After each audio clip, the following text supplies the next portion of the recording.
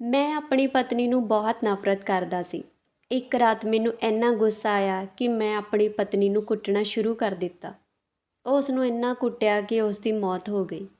ਮੈਂ ਬਹੁਤ ਡਰਿਆ ਹੋਇਆ ਸੀ ਤੇ ਡਰ ਕੇ ਉਸ ਨੂੰ ਇੱਕ ਕੋਠੜੀ ਵਿੱਚ ਸੁੱਟ ਦਿੱਤਾ ਤੇ ਸਾਰਿਆਂ ਨੂੰ ਦੱਸਿਆ ਮੇਰੀ ਪਤਨੀ ਕਿਸੇ ਨਾਲ ਭੱਜ ਗਈ। ਅਗਲੇ ਦਿਨ ਮੈਨੂੰ ਫ਼ੋਨ ਆਇਆ ਕਿ ਤੁਹਾਡੀ ਪਤਨੀ ਦੇ ਨਾਂ 'ਤੇ 5 ਕਰੋੜ ਦੀ ਲੋਟਰੀ ਲੱਗੀ ਆ। ਪਿੰਨ ਕੋਡ ਪਾ ਕੇ ਪੈਸੇ ਲੈ ਜਾਓ।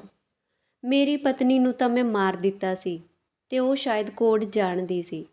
ਜਦੋਂ ਮੈਂ ਆਪਣੇ ਸਹੁਰੇ ਘਰ ਪੁੱਛਿਆ ਤਾਂ ਉਹਨਾਂ ਨੇ ਵੀ ਕਿਹਾ, ਹਾਂ, ਸਿਰਫ ਅਦਿਤੀ ਨੂੰ ਹੀ ਲੋਟਰੀ ਦਾ ਕੋਡ ਪਤਾ ਹੋਵੇਗਾ। ਫਿਰ ਮੇਰੀ ਸੱਸ ਨੇ ਕੁਝ ਯਾਦ ਕਰਦਿਆਂ ਕਿਹਾ ਕਿ ਮੈਨੂੰ ਯਾਦ ਆਇਆ ਕਿ ਅਦਿਤੀ ਨੇ ਲੋਟਰੀ ਦਾ ਕੋਡ ਗਲੇ ਵਿੱਚ ਇੱਕ ਲੌਕਟ ਦੇ ਅੰਦਰ ਪਹਿਨ ਰੱਖਿਆ ਹੈ। ਜਿਵੇਂ ਹੀ ਰਾਤ ਹੋਈ ਤੇ ਮੈਂ ਕੋਠੜੀ ਵਿੱਚ ਦਾਖਲ ਹੋਇਆ। ਜਦੋਂ ਮੈਂ ਉਸ ਨੂੰ ਖੋਲ੍ਹਿਆ ਤਾਂ ਮੇਰੇ ਰੌਂਗਟੇ ਖੜ੍ਹੇ ਹੋ ਗਏ। ਮੇਰੀਆਂ ਅੱਖੀਆਂ ਖੁੱਲ੍ਹੀਆਂ ਦੀਆਂ ਖੁੱਲ੍ਹੀਆਂ ਰਹਿ ਗਈਆਂ ਕਿਉਂਕਿ ਮੇਰੇ ਸਾਹਮਣੇ ਤਾਂ ਮੇਰਾ ਨਾਮ ਭਾਵੇਸ਼ ਹੈ। ਮੇਰਾ ਵਿਆਹ ਮੇਰੀ ਮਾਂ ਨੇ ਆਪਣੀ ਮਰਜ਼ੀ ਨਾਲ ਕੀਤਾ ਸੀ। ਮੈਂ ਬਿਲਕੁਲ ਵੀ ਵਿਆਹ ਨਹੀਂ ਸੀ ਕਰਨਾ ਚਾਹੁੰਦਾ, ਪਰ ਮੇਰੀ ਮਾਂ ਨੇ ਜ਼ਬਰਦਸਤੀ ਮੇਰਾ ਵਿਆਹ ਕਰਵਾ ਦਿੱਤਾ। ਮੇਰੀ ਮਾਂ ਦਾ ਕਹਿਣਾ ਸੀ ਕਿ ਮੈਂ ਉਸ ਕੁੜੀ ਨਾਲ ਬਹੁਤ ਖੁਸ਼ ਰਹਾਂਗਾ। ਅਸਲ ਵਿੱਚ ਮੈਂ ਬਚਪਨ ਤੋਂ ਹੀ ਬਹੁਤ ਗਰੀਬੀ ਵਾਲੇ ਦਿਨ ਗੁਜ਼ਾਰੇ ਸੀ। ਮੇਰੇ ਪਿਤਾ ਜੀ ਵਿਚਾਰੇ ਸਵੇਰ ਤੋਂ ਸ਼ਾਮ ਤੱਕ ਮਜ਼ਦੂਰੀ ਕਰਦੇ। ਰੋਜ਼ਾਨਾ ਦੀ ਕਮਾਈ ਨਾਲ ਸਾਨੂੰ 5 ਭਰਾਵਾਂ ਨੂੰ ਰੁੱਖੀ ਸੁੱਕੀ ਰੋਟੀ ਮਿਲ ਜਾਂਦੀ ਸੀ।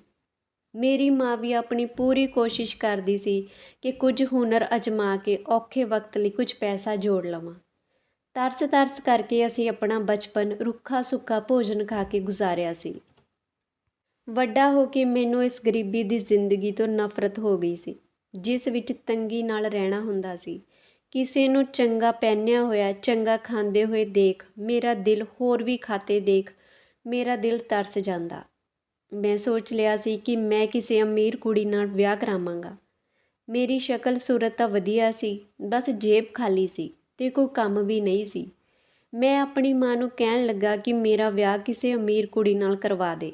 ਭਾਵੇਂ ਉਹ ਕਾਲੀ ਹੋਵੇ, ਗੂੰਗੀ ਲੰਗੜੀ ਹੋਵੇ, ਮੈਨੂੰ ਕੋਈ ਪਰਵਾਹ ਨਹੀਂ, ਮੈਨੂੰ ਬਸ ਪੈਸੇ ਚਾਹੀਦੇ ਆ।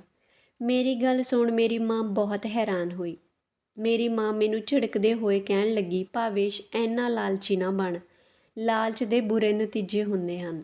ਜੇ ਤੂੰ ਕਿਸੇ ਚੰਗੀ ਸਧਾਰਨ ਕੁੜੀ ਨਾਲ ਵਿਆਹ ਕਰ ਲਏਗਾ ਤਾਂ ਜ਼ਿੰਦਗੀ ਸ਼ਾਂਤੀ ਨਾਲ ਕੱਟ ਲਏਗਾ, ਨਹੀਂ ਤਾਂ ਸਾਰੀ ਉਮਰ ਅਮੀਰ ਸਹੁਰਿਆਂ ਦੇ ਤਲਵੇ ਚੱਟਦਾ ਰਹੇਗਾ। ਗਰੀਬ ਦੀ ਔਲਾਦ ਹੈ, ਗਰੀਬ ਬਣ ਕੇ ਰਹਿ। ਜੇ ਤੈਨੂੰ ਪੈਸੇ ਕਮਾਉਣ ਦਾ ਇੰਨਾ ਸ਼ੌਂਕ ਆ ਤਾਂ ਆਪਣੇ ਦਮ 'ਤੇ ਕਮਾ, ਆਪ ਕੁਝ ਕਰ, ਪੜ੍ਹ ਲਿਖ, ਅੱਗੇ ਵੱਧ, ਕਿਸੇ ਦੇ ਕਾਬਿਲ ਬਣ। ਜੇ ਤੂੰ ਇਸੇ ਤਰ੍ਹਾਂ ਨਿਕੰਮਾ ਰਿਹਾ ਤਾਂ ਕੋਈ ਪਾਗਲ ਹੀ ਹੋਵੇਗਾ ਜੋ ਤੇਰੇ ਨਾਲ ਆਪਣੀ ਧੀ ਦਾ ਵਿਆਹ ਕਰੇਗਾ। ਮਾਂ ਦੀ ਗੱਲ ਬਿਲਕੁਲ ਸਹੀ ਸੀ, ਪਰ ਮੈਂ ਪਿੱਛੇ ਹਟਣ ਵਾਲਾ ਨਹੀਂ ਸੀ। ਮੈਂ ਸੋਚ ਲਿਆ ਸੀ ਕਿ ਜੇ ਵਿਆਹ ਕਰਾਵਾਂਗਾ ਤਾਂ ਅਜਿਹੀ ਕੁੜੀ ਨਾਲ ਕਰਾਵਾਂਗਾ ਜੋ ਮੇਰੇ ਦਿਨ ਬਦਲ ਦੇਵੇ ਤੇ ਖੂਬ ਪੈਸੇ ਵਾਲੀ ਹੋਵੇ। ਮੈਂ ਅਮੀਰ ਬਣਨ ਦੇ ਸੁਪਨੇ ਨੂੰ ਪੂਰਾ ਕਰਨ ਲਈ ਦਿਨ ਰਾਤ ਕਰ ਦਿੱਤੀ। ਆਪਣੇ ਆਪ 'ਤੇ ਮਿਹਨਤ ਕਰਨੀ ਸ਼ੁਰੂ ਕਰ ਦਿੱਤੀ। ਜ਼ਾਹਿਰ ਹੈ ਕਿ ਅੱਜ ਕੱਲ੍ਹ ਦੀਆਂ ਕੁੜੀਆਂ ਕਿਸੇ ਦੀ ਜੇਬ ਵੱਲ ਨਹੀਂ, ਸਗੋਂ ਸੋਹਣੇ ਚਿਹਰੇ 'ਤੇ ਜ਼ਿਆਦਾ ਮਾਰਦੀਆਂ ਨੇ। ਮੇਰੀ ਸ਼ਕਲ ਤਾਂ ਚੰਗੀ ਸੀ, ਬਸ ਲੋੜ ਸੀ ਆਪਣੇ ਆਪ ਨੂੰ ਥੋੜ੍ਹਾ ਤਰਾਸਣ ਦੀ। ਫਿਰ 2-4 ਦਿਨ ਭਾੜੇ ਦੇ ਕੱਪੜੇ, ਸੂਟ ਪਾ ਕੇ ਕੁਝ ਜ਼ਿਆਦਾ ਹੀ ਵਧੀਆ ਲੱਗਣ ਲੱਗ ਪਿਆ, ਜਿਵੇਂ ਕਿਸੇ ਅਮੀਰ ਬਾਪ ਦੀ ਇਕਲੌਤੀ ਔਲਾਦ ਹੋਵਾਂ। ਹਰ ਰੋਜ਼ ਤਿਆਰ ਹੋ ਕੇ ਹੀਰੋ ਬਣ ਕੇ ਕਾਲਜ ਦੇ ਗੇਟ ਦੇ ਬਾਹਰ ਖੜਾ ਹੋ ਜਾਂਦਾ ਸੀ। ਇਹ ਸਭ ਕਰਦੇ ਹੋਏ ਮੈਨੂੰ ਬਹੁਤ ਸਮਾਂ ਹੋ ਗਿਆ, ਪਰ ਮੇਰਾ ਕੰਮ ਨਹੀਂ ਬਣ ਰਿਹਾ ਸੀ। ਕੰਮ ਤਾਂ ਨਹੀਂ ਹੋਇਆ, ਪਰ ਭਾੜੇ ਦੇ ਬੰਦੇ ਦਾ ਕਰਜ਼ਾ ਵੱਧ ਗਿਆ। ਜਦੋਂ ਮੈਂ ਮਾਂ ਤੋਂ ਪੈਸੇ ਮੰਗੇ ਤਾਂ ਉਹਨਾਂ ਨੇ ਸਾਫ਼ ਇਨਕਾਰ ਕਰ ਦਿੱਤਾ। ਬਾਪੂ ਕੋਲੋਂ ਤਾਂ ਕੋਈ ਆਸ ਨਹੀਂ ਸੀ। ਆਖਰ ਆਪ ਹੀ ਕੋਈ ਛੋਟਾ ਮੋਟਾ ਕੰਮ ਕਰਨਾ ਸ਼ੁਰੂ ਕਰ ਦਿੱਤਾ, ਕਿਉਂਕਿ ਕੁੜੀ ਮਿਲਣਾ ਨਾ ਮਿਲਣਾ ਤਾਂ ਬਾਅਦ ਦੀ ਗੱਲ ਸੀ। ਪਰ ਜੇ ਕੱਪੜੇ ਦੇ ਕਿਰਾਏ ਪੈਸੇ ਨਾ ਦਿੰਦਾ ਤਾਂ ਉਸ ਆਦਮੀ ਨੇ ਮੇਰੀ ਹਾਲਤ ਖਰਾਬ ਕਰ ਦੇਣੀ ਸੀ। ਇਸ ਲਈ ਕਰਜ਼ਾ ਚੁਕਾਉਣ ਲਈ ਛੋਟਾ ਮੋਟਾ ਸਹੀ ਪਰ ਕੰਮ ਕਰਨ ਲੱਗਾ। ਹਰ ਰੋਜ਼ ਕੁਝ ਨਾ ਕੁਝ ਕਮਾਈ ਹੋ ਜਾਂਦੀ। ਉਹ ਕਮਾਈ ਮੈਂ ਆਪਣੇ ਆਪ 'ਤੇ ਖਰਚ ਕਰਦਾ। ਮੈਂ ਆਪਣੇ ਆਪ ਨੂੰ ਜ਼ਿਆਦਾ ਤੋਂ ਜ਼ਿਆਦਾ ਅਮੀਰ ਦਿਖਾਉਣ ਦੀ ਕੋਸ਼ਿਸ਼ ਕਰਦਾ। ਮੈਂ ਸੋਚਦਾ ਕਿ ਕਦੇ ਨਾ ਕਦੇ ਕੋਈ ਅਮੀਰ ਕੁੜੀ ਮੇਰੇ ਜਾਲ ਵਿੱਚ ਫਾਸੀ ਜਾਵੇਗੀ। ਇਹ ਮੇਰੀ ਜ਼ਿੰਦਗੀ ਦਾ ਸਭ ਤੋਂ ਵੱਡਾ ਸੁਪਨਾ ਸੀ, ਪਰ ਹੁਣ ਇਹ ਮੇਰਾ ਲਕਸ਼ ਵੀ ਬਣ ਚੁੱਕਿਆ ਸੀ। ਦੂਜੇ ਪਾਸੇ ਮੇਰੀ ਮਾਂ ਨੇ ਦੇਖਿਆ ਕਿ ਮੈਂ ਕਿਸੇ ਕੰਮ 'ਤੇ ਲੱਗ ਗਿਆ। ਮੈਂ ਕੁਝ ਕਮਾਉਣਾ ਸ਼ੁਰੂ ਕਰ ਦਿੱਤਾ। ਇਹ ਠੀਕ ਹੈ, ਇਹ ਠੀਕ ਹੈ, ਘਰ ਨਹੀਂ ਦਿੰਦਾ ਲੇਕਿਨ ਆਪਣੀ ਕਮਾਈ ਨਾਲ ਘੱਟੋ ਘੱਟ ਆਪਣੇ ਸ਼ੌਂਕ ਤਾਂ ਪੂਰੇ ਕਰ ਰਿਹਾ ਹੈ। ਤਾਂ ਮੇਰੀ ਮਾਂ ਨੇ ਇਹ ਸਮਝਿਆ ਕਿ ਸ਼ਾਇਦ ਮੇਰੇ 'ਤੇ ਮੇਰੀ ਮਾਂ ਦੀ ਸਲਾਹ ਦਾ ਅਸਰ ਹੋ ਗਿਆ। ਮੈਂ ਹਕੀਕਤ ਨੂੰ ਸਮਝ ਗਿਆ ਸੀ, ਇਸੇ ਲਈ ਮੇਰੀ ਮਾਂ ਨੇ ਆਪਣੇ ਬਰਾਬਰ ਦੇ ਘਰ ਵਿੱਚ ਮੇਰਾ ਰਿਸ਼ਤਾ ਦੇਖਣਾ ਸ਼ੁਰੂ ਕਰ ਦਿੱਤਾ। ਮੈਨੂੰ ਇਸ ਗੱਲ ਦਾ ਬਿਲਕੁਲ ਵੀ ਪਤਾ ਨਹੀਂ ਸੀ ਲੱਗਿਆ। ਮੇਰੀ ਮਾਂ ਮੇਰੇ ਵਿਆਹ ਲਈ ਕੁੜੀ ਲੱਭ ਰਹੀ ਸੀ। ਮੈਨੂੰ ਉਸ ਦਿਨ ਪਤਾ ਲੱਗਾ ਜਿਸ ਦਿਨ ਕੰਮ 'ਤੇ ਜਾਣ ਤੋਂ ਪਹਿਲਾਂ ਮਾਂ ਨੇ ਕਿਹਾ, ਅੱਜ ਕੰਮ 'ਤੇ ਨਾ ਜਾ, ਕੁੜੀ ਵਾਲੇ ਅੱਜ ਤੈਨੂੰ ਦੇਖਣ ਆਉਣਗੇ। ਮਾਂ ਦੀ ਸੁਣ ਕੇ ਮੈਨੂੰ ਹੈਰਾਨੀ ਹੋਈ। ਜੇ ਕੁੜੀ ਵਾਲੇ ਸਾਡੇ ਘਰ ਆ ਰਹੇ ਨੇ ਤਾਂ ਇਸ ਦਾ ਸਾਫ਼ ਮਤਲਬ ਸੀ ਕਿ ਮਾਂ ਕੁੜੀ ਨੂੰ ਦੇਖ ਕੇ ਆਈ ਆ। ਤੂੰ ਰਿਸ਼ਤਾ ਕਦੋਂ ਦੇਖਿਆ ਮਾਂ? ਮੈਂ ਮਾਂ ਨੂੰ ਪੁੱਛਿਆ। ਤਾਂ ਮੇਰੀ ਮਾਂ ਨੇ ਹੱਸ ਕੇ ਕਿਹਾ ਕਿ ਮੈਂ 1 ਮਹੀਨੇ ਤੋਂ ਰਿਸ਼ਤਾ ਲੱਭ ਰਹੀ ਹਾਂ। 5-10 ਘਰ ਦੇਖੇ ਸੀ, ਪਰ ਮੈਨੂੰ ਉਹਨਾਂ ਸਾਰਿਆਂ ਵਿੱਚੋਂ ਇੱਕ ਕੁੜੀ ਉਸ ਦੇ ਪਰਿਵਾਰ ਵਾਲੇ ਪਸੰਦ ਆਏ। ਇਸ ਲਈ ਮੈਂ ਉਹਨਾਂ ਨੂੰ ਘਰ ਬੁਲਾਇਆ। ਮੈਂ ਝੱਟ ਪੁੱਛਿਆ, ਮਾਂ ਇਹ ਲੋਕ ਅਮੀਰ ਹਨ? ਮੇਰੀ ਗੱਲ ਸੁਣ ਮੇਰੀ ਮਾਂ ਮੈਨੂੰ ਘੂਰ ਕੇ ਦੇਖਣ ਲੱਗੀ ਤੇ ਬਹੁਤ ਗੱਲਾਂ ਸੁਣਾਈਆਂ। ਇਸ ਤੋਂ ਪਹਿਲਾਂ ਕਿ ਮੈਂ ਆਪਣੀ ਮਾਂ ਨੂੰ ਕੋਈ ਜਵਾਬ ਦਿੰਦਾ ਜਾਂ ਕੁਝ ਸਮਝਾਉਂਦਾ, ਉਸੇ ਸਮੇਂ ਦਰਵਾਜ਼ੇ 'ਤੇ ਦਸਤਕ ਹੋਈ। ਯਕੀਨਨ ਰਿਸ਼ਤੇ ਵਾਲੇ ਪਹੁੰਚ ਗਏ ਸੀ। ਮੈਂ ਮਾੜਾ ਜਿਹਾ ਮੂੰਹ ਬਣਾ ਕੇ ਚੁੱਪ ਰਿਹਾ। ਜਦੋਂ ਉਹ ਲੋਕ ਵਾਪਸ ਗਏ ਤਾਂ ਰਿਸ਼ਤੇ ਲਈ ਹਾਂ ਕਹਿ ਗਏ। ਉਹਨਾਂ ਨੂੰ ਮੈਂ ਤੇ ਸਾਡਾ ਘਰ ਦੋਵੇਂ ਪਸੰਦ ਆ ਗਏ। ਮਾਂ ਤਾਂ ਖੁਸ਼ੀ ਨਾਲ ਫੁੱਲੀ ਨਹੀਂ ਸੀ ਸਮਾ ਰਹੀ, ਪਰ ਮੈਨੂੰ ਕੋਈ ਖੁਸ਼ੀ ਮਹਿਸੂਸ ਨਹੀਂ ਸੀ ਹੋ ਰਹੀ। ਮੈਨੂੰ ਤਾਂ ਰਿਸ਼ਤਾ ਹੋਣ ਦੀ ਖੁਸ਼ੀ ਉਦੋਂ ਹੁੰਦੀ ਜਦੋਂ ਕੁੜੀ ਅਮੀਰ ਪਰਿਵਾਰ ਵਿੱਚੋਂ ਹੁੰਦੀ। ਉਸ ਨਾਲ ਵਿਆਹ ਕਰਨ ਤੋਂ ਬਾਅਦ ਮੇਰੀ ਐਸ਼ ਹੋ ਜਾਂਦੀ। ਉਸ ਸਮੇਂ ਮੈਂ ਲਾਲਚ ਵਿੱਚ ਅੰਨਾ ਹੋ ਗਿਆ ਸੀ। ਮੈਨੂੰ ਕੁਝ ਵੀ ਨਹੀਂ ਸੀ ਦਿਖਾਈ ਦੇ ਰਿਹਾ। ਉਸ ਸਮੇਂ ਮੈਨੂੰ ਇਨਸਾਨੀਅਤ ਤੇ ਸੰਸਕਾਰ ਕੁਝ ਨਹੀਂ ਸੀ ਦਿਖ ਰਹੇ। ਪਰ ਮੇਰੀ ਮਾਂ ਲਾਲਚ ਵਿੱਚ ਅੰਨੀ ਨਹੀਂ ਸੀ ਹੋਈ। ਉਹ ਸੰਸਕਾਰ ਤੇ ਇਨਸਾਨੀਅਤ ਨੂੰ ਪੈਸੇ ਤੋਂ ਵੱਧ ਮਹੱਤਵ ਦਿੰਦੀ ਸੀ। ਲੜਕੀ ਦਾ ਪਰਿਵਾਰ ਬਹੁਤ ਹੀ ਨੇਕ ਸੰਸਕਾਰਾਂ ਵਾਲਾ ਸੀ। ਕੁੜੀ ਵੀ ਸਿੱਧੀ ਸਾਦੀ ਤੇ ਸੰਸਕਾਰੀ ਸੀ। ਇਸ ਲਈ ਮੇਰੇ ਵਾਰ-ਵਾਰ ਕਹਿਣ 'ਤੇ ਵੀ ਮੇਰੀ ਮਾਂ ਨੇ ਮੇਰੀ ਨਾ ਮੰਨੀ ਤੇ ਮੇਰੀ ਕੁੜਮਾਈ ਦੇ ਨਾਲ-ਨਾਲ ਮੇਰੇ ਵਿਆਹ ਦੀ ਤਰੀਕ ਵੀ ਤੈਅ ਕਰ ਦਿੱਤੀ। ਮੈਂ ਚਾਹ ਕੇ ਵੀ ਕੁਝ ਨਹੀਂ ਕਰ ਸਕਦਾ ਸੀ। ਮੈਂ ਇਸ ਵਿਆਹ ਤੋਂ ਬਚਣਾ ਚਾਹੁੰਦਾ ਸੀ, ਕਿਸੇ ਵੀ ਕੀਮਤ 'ਤੇ ਇਹ ਰਿਸ਼ਤਾ ਖਤਮ ਕਰਨਾ ਚਾਹੁੰਦਾ ਸੀ। ਲੇਕਿਨ ਮੇਰੇ ਲੱਖ ਚਾਹੁਣ ਦੇ ਬਾਵਜੂਦ ਇਹ ਵਿਆਹ ਟੁੱਟਦਾ ਨਜ਼ਰ ਨਹੀਂ ਸੀ ਆ ਰਿਹਾ। ਵਿਆਹ ਦੀ ਤਰੀਕ 2 ਮਹੀਨੇ ਬਾਅਦ ਦੀ ਰੱਖੀ ਗਈ ਸੀ। ਮੈਂ 2 ਮਹੀਨੇ ਵਿੱਚ ਪੂਰੀ ਕੋਸ਼ਿਸ਼ ਕੀਤੀ ਕਿ ਜਿਵੇਂ ਮਰਜ਼ੀ ਮੇਰਾ ਗਰੀਬ ਪਰਿਵਾਰ ਨਾਲੋਂ ਰਿਸ਼ਤਾ ਟੁੱਟ ਜਾਵੇ ਤੇ ਮੇਰਾ ਇੱਥੇ ਵਿਆਹ ਕਿਸੇ ਵੀ ਹਾਲਤ ਵਿੱਚ ਨਾ ਹੋਵੇ। ਮੇਰੇ ਲੱਖ ਨਾ ਚਾਹੁਣ ਦੇ ਬਾਵਜੂਦ ਵੀ ਰਿਸ਼ਤਾ ਨਾ ਟੁੱਟਿਆ। ਆਖਿਰਕਾਰ ਵਿਆਹ ਦਾ ਦਿਨ ਆ ਹੀ ਗਿਆ। ਮੇਰੀ ਮਾਂ ਉਸ ਦਿਨ ਬਹੁਤ ਖੁਸ਼ ਸੀ। ਖੁਸ਼ ਕਿਉਂ ਨਾ ਹੁੰਦੀ, ਇਹ ਰਿਸ਼ਤਾ ਉਹਨਾਂ ਦੀ ਪਸੰਦ ਦਾ ਸੀ। ਵਿਆਹ ਦੇ ਦਿਨ ਤੱਕ ਮੇਰਾ ਮੂੰਹ ਲਟਕਿਆ ਹੋਇਆ ਸੀ। ਮੈਨੂੰ ਉਸ ਆਉਣ ਵਾਲੀ ਕੁੜੀ ਨਾਲ ਨਫ਼ਰਤ ਮਹਿਸੂਸ ਹੋ ਰਹੀ ਸੀ। ਮੇਰੀ ਨਫ਼ਰਤ ਦੀ ਅਜਿਹੀ ਹਾਲਤ ਸੀ ਕਿ ਫੇਰੇ ਲੈਣ ਤੋਂ ਬਾਅਦ ਵੀ ਮੈਂ ਇਹੀ ਸੋਚ ਰਿਹਾ ਸੀ ਕਿ ਇਸ ਗਰੀਬ ਕੁੜੀ ਤੋਂ ਕਿਵੇਂ ਛੁਟਕਾਰਾ ਪਾਇਆ ਜਾਵੇ। ਮੈਂ ਸੋਚਦਾ ਰਿਹਾ ਅਤੇ ਸੋਚਦੇ ਆਖਰਕਾਰ ਮੇਰੇ ਦਿਮਾਗ ਵਿੱਚ ਇੱਕ ਸ਼ੈਤਾਨੀ ਖਿਆਲ ਆਇਆ। ਜਿਵੇਂ ਇਹ ਖਿਆਲ ਆਇਆ, ਮੇਰੇ ਚਿਹਰੇ ਉੱਤੇ ਇੱਕ ਸ਼ੈਤਾਨੀ ਮੁਸਕਰਾਹਟ ਫੈਲ ਗਈ। ਬਸ ਹੁਣ ਇਸ ਕੰਮ ਨੂੰ ਅੰਜਾਮ ਦੇਣਾ ਬਾਕੀ ਸੀ।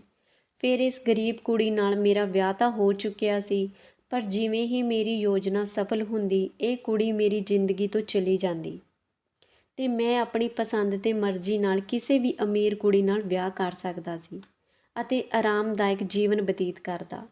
ਯੋਜਨਾ ਬਣਾਉਣ ਤੋਂ ਬਾਅਦ ਮੈਂ ਕਾਫੀ ਆਰਾਮ ਮਹਿਸੂਸ ਕਰ ਰਿਹਾ ਸੀ।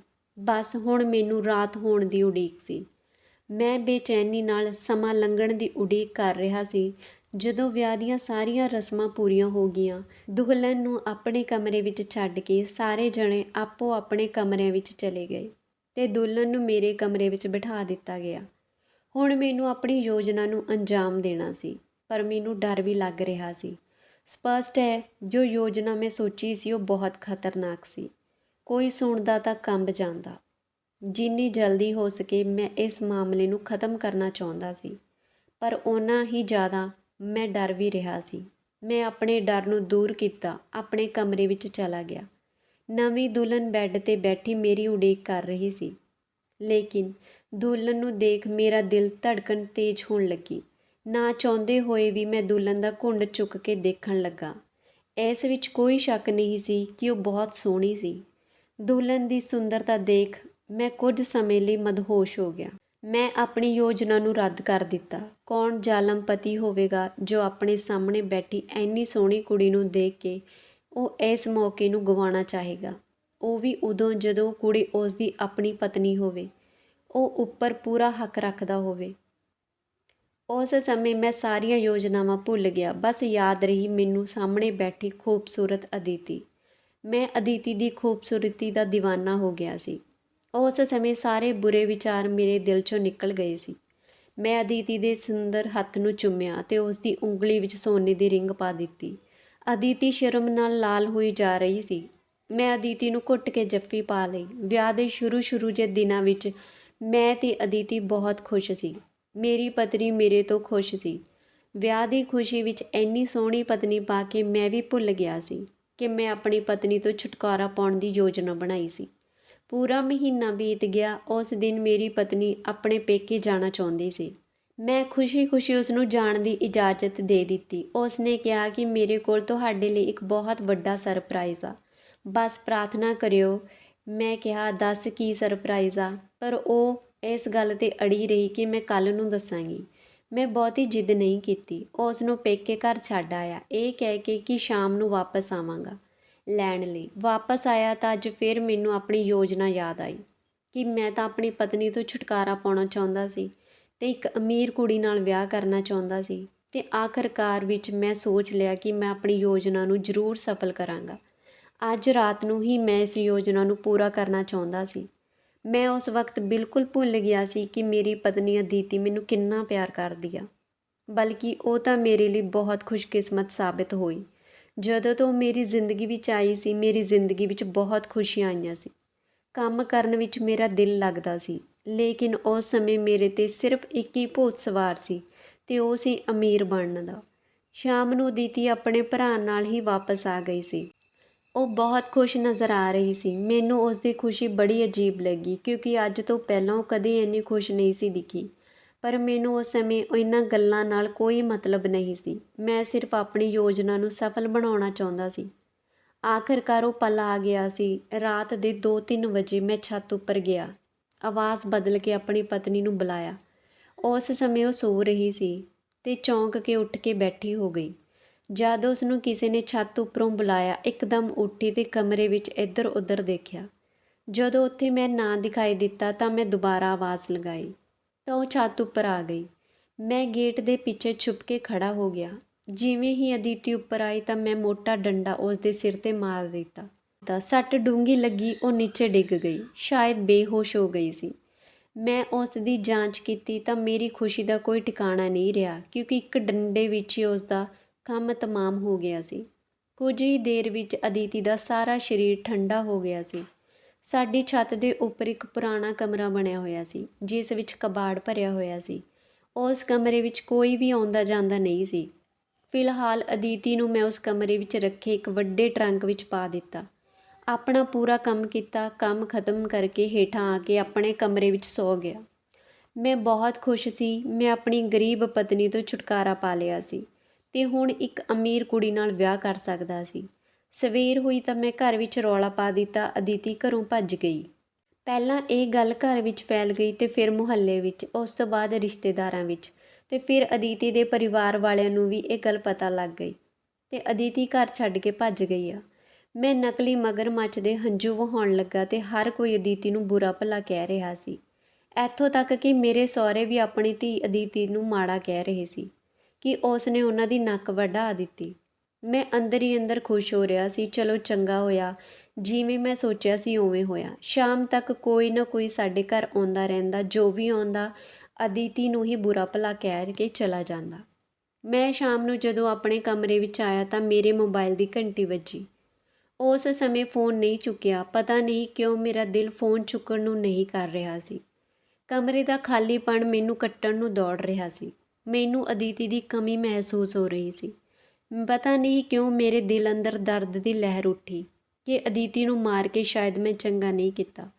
ਮੇਰੀਆਂ ਅੱਖਾਂ ਵਿੱਚ ਹੰਝੂਆਂ ਦੀਆਂ ਬੂੰਦਾਂ ਡਿੱਗ ਪਈਆਂ ਜੋ ਮੈਂ ਝਟਪਟ ਸਾਫ਼ ਕਰ ਲਈਆਂ। ਫ਼ੋਨ ਦੀ ਘੰਟੀ ਫਿਰ ਵੱਜੀ ਤਾਂ ਮੈਂ ਦੁਬਾਰਾ ਫ਼ੋਨ ਕੱਟ ਦਿੱਤਾ।